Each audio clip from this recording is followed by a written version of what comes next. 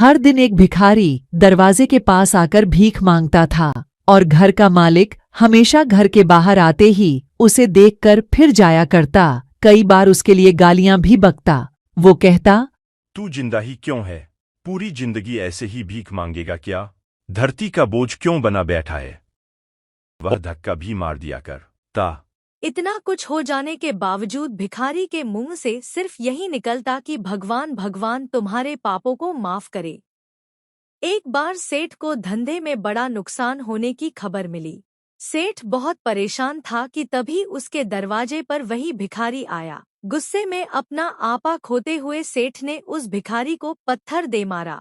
पत्थर लगने के कारण भिखारी का सर फूट गया और उसके सर से खून बहने लगा।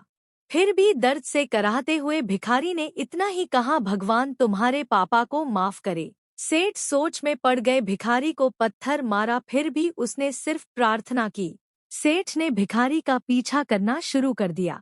भिखारी जहाँ जहाँ जाता सेठ उसके पीछे जाता। सेठ ने देखा कि कोई उसको खाना देता, कोई उसको मारता, कोई अपमानित करता तो कोई गाली देता। लोग भिखारी के साथ चाहे जैसा व्यवहार करते, लेकिन भिखारी सबके लिए एक ही प्रार्थना करता, भगवान तेरे पाप माफ करें।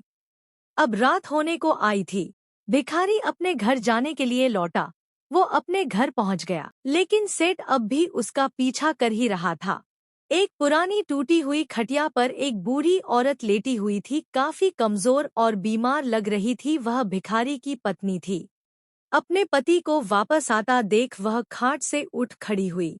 पत्नी ने अपने पति के भीख वाले कटोरे में देखा, उसमें सिर्फ आधी बासी रोटी थी। उसे देखकर वह बोली, आज बस इतना ही मिला। और हाँ, आपके सिर से खून निकल रहा है, ये चोट कैसे लगी? बूढ़ा भिखारी बोला, आज बस इतना ही मिला, किसी ने कुछ दिया ही नहीं। सब ने गालियां दी और एक नए पत्थर भी फेंकना, इसीलिए मेरा सर फट गया। एक गहरी ठंडी सांस लेकर बूढ़ा भिखारी फिर से बोला, यह मेरे ही पापों का फल है। तुम्हें याद है, कुछ सालों पहले हम कितने अमीर थे? क्या कुछ नहीं था हमारे पास?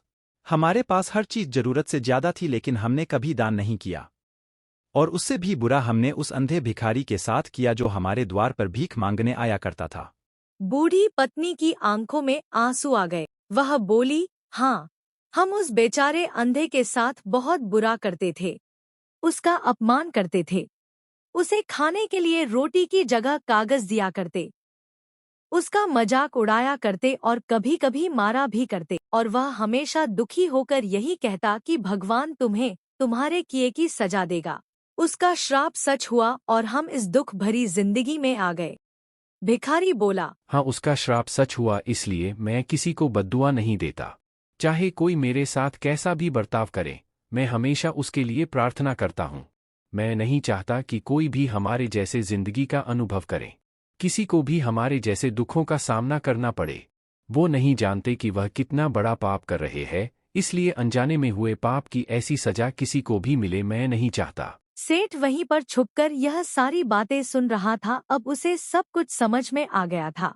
भिखारी और उसकी पत्नी ने वह आधी रोटी मिल बांट कर खाएं और भगवान को धन्यवाद बोलकर सो गए। अगले दिन भिखारी फिर से भीख मांगने गया। सेठ के घर के पास जाते हैं। सेठ ने पहले से गरम रोटियां उसके लिए निकाल कर रखी थी। उसे देते हुए सेठ विनम्रता से बोला, माफ कर दीजिए बाबा, उसे बहुत बड़ी गलती हो गई। बूढ़ा भिखारी बोला, भगवान तेरा भला करे। इतना कहकर वह आगे निकल गया। इस कहानी से जो सीख लेने लायक है वह बड़ी ही सिंपल है कि आदमी चाहे किसी के बारे में बुरा कहे या भला करे, लेकिन भगवान सिर्फ कर्म के हिसाब से उसको फल देता है। क्या हुआ अगर भगवान नहीं दिखता है? लेकिन यह बात बिल्कुल सच है, उसके खाते में सबका हिसाब बहुत बहुत पक्का होता है। इसलिए जब किसी के लिए कुछ भी करो तो अच्छा ही करो।